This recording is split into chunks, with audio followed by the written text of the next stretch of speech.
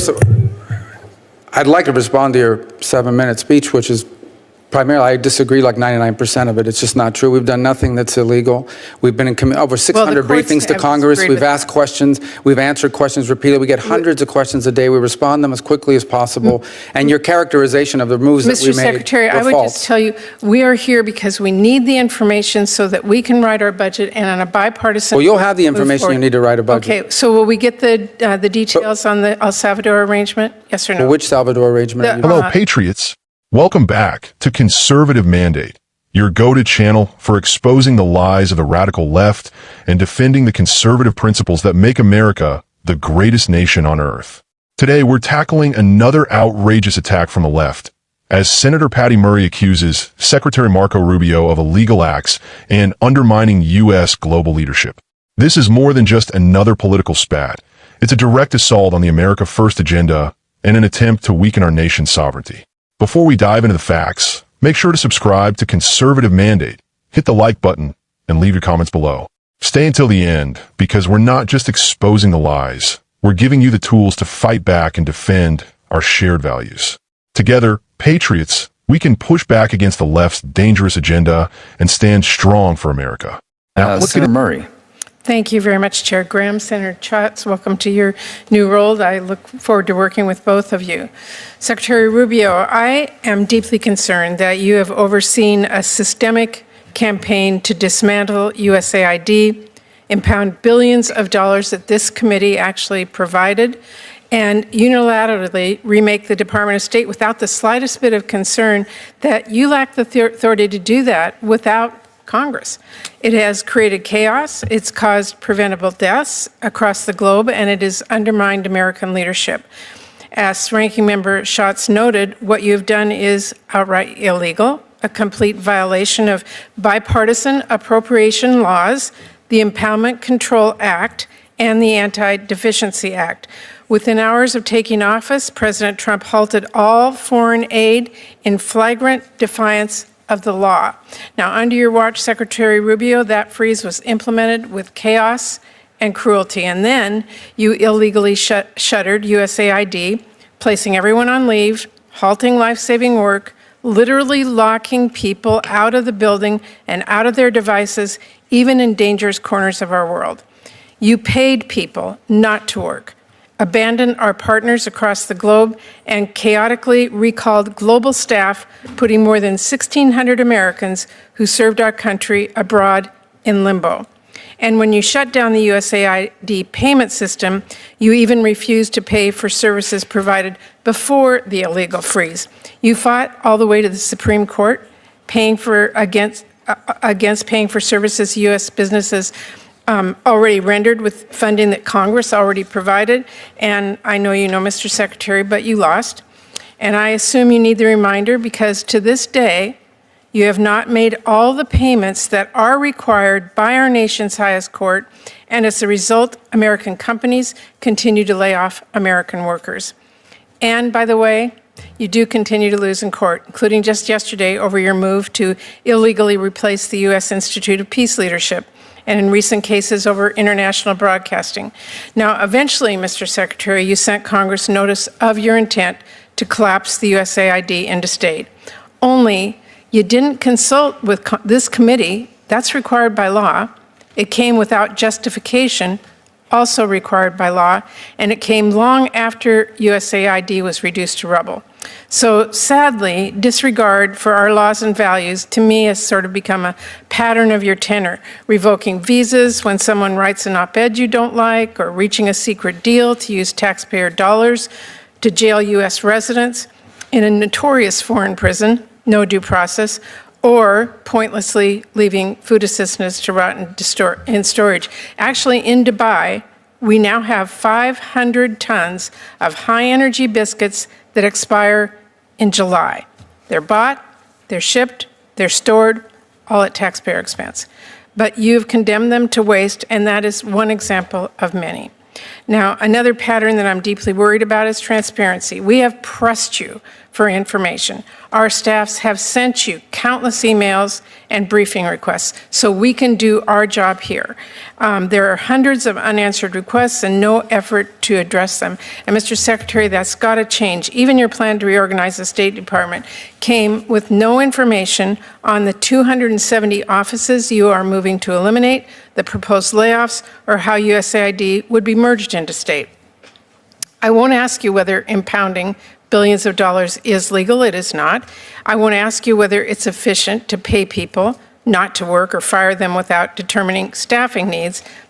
But, and I won't ask you if cutting 91% of our counter-narcotic and law enforcement programs make us safer, abruptly abandoning agreements with allies makes us stronger, or ceding our global leadership to China makes us more prosperous. Of course not. We know that.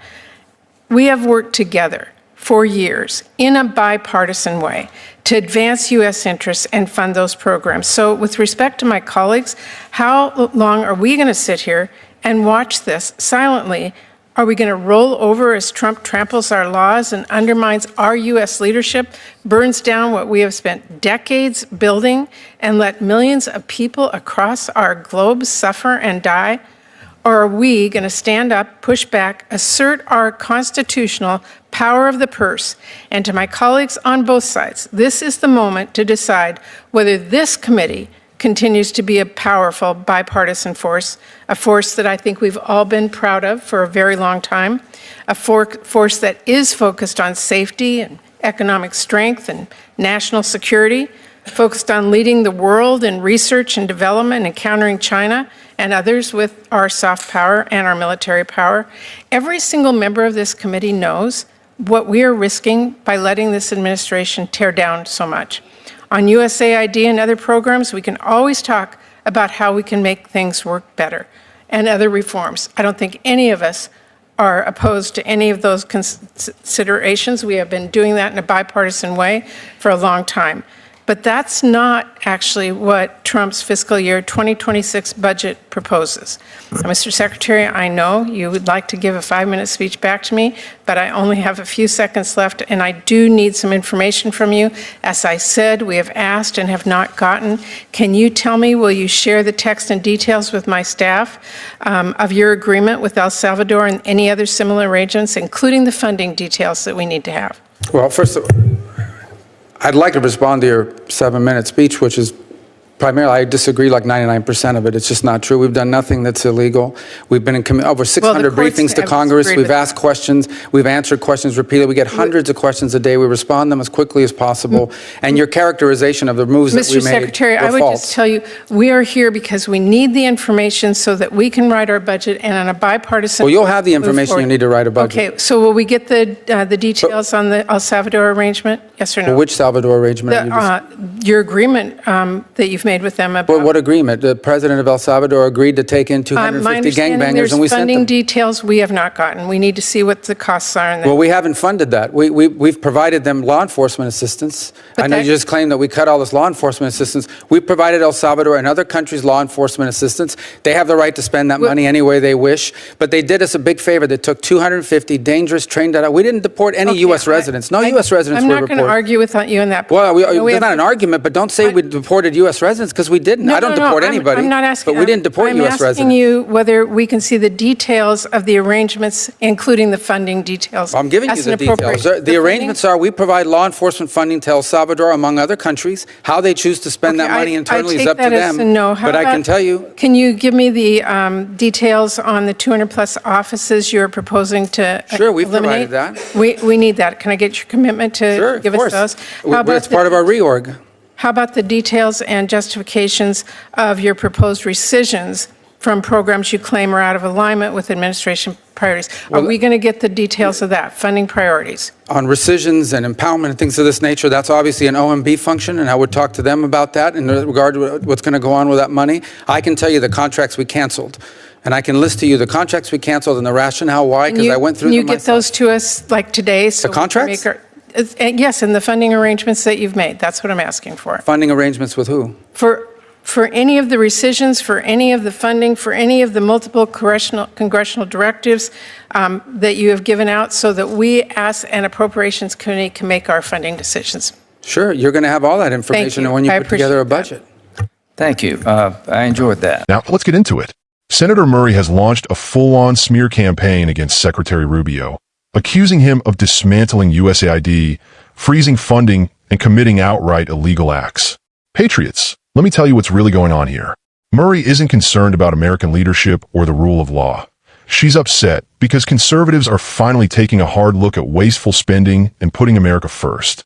For decades, USAID has been a bloated bureaucracy funneling billions of your tax dollars overseas with little accountability.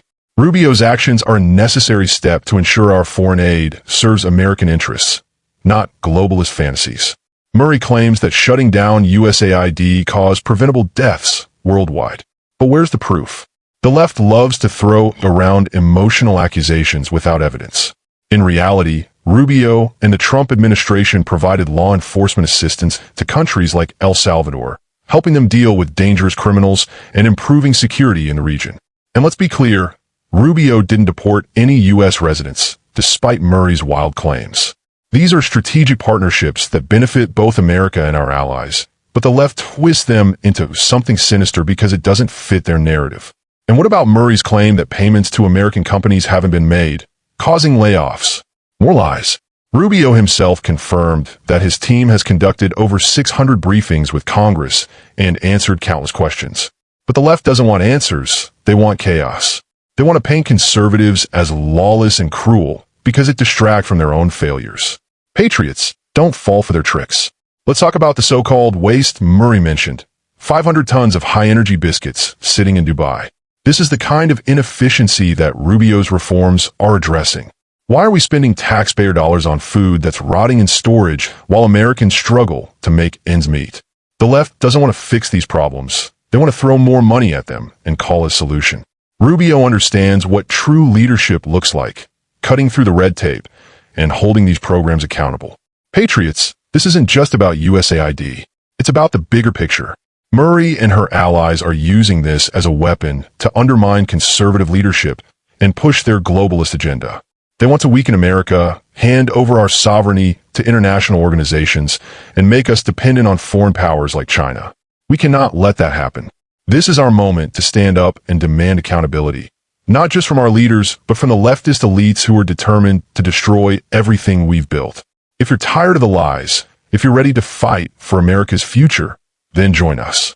Subscribe to Conservative Mandate and share this video with everyone you know. Let's show the left that we're not backing down. Together, we can protect our nation, defend our principles, and ensure that America remains the land of freedom, strength, and opportunity. Stay strong, patriots. God bless you, and God bless the United States of America.